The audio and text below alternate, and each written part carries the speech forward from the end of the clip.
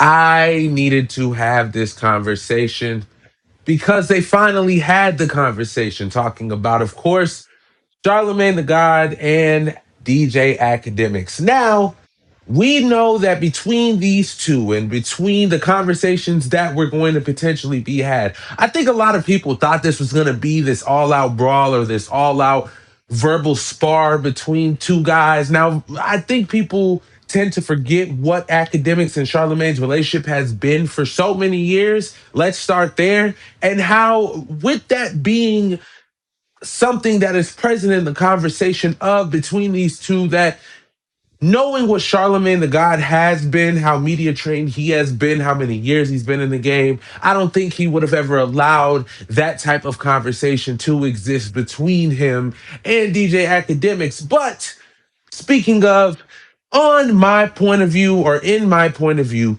I feel like DJ Academics put himself in a lot of positions to look paranoid, to look almost exhausted, feel uninformed, like he didn't have the actual information, the knowledge, not necessarily wanting to hear certain things when DJ Charlamagne presented them to him with evidence. It was hard for DJ Academics to present that same DJ Academics that people are used to seeing on the stream. And again, this is something that I've been starting to notice even before this.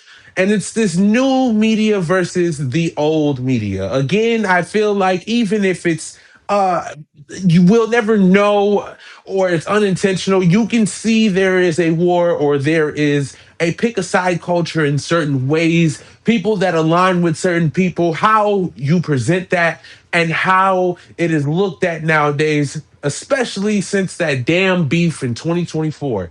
People feel like they need to pick a side. And for me, and I've talked about this, you can look throughout my catalog.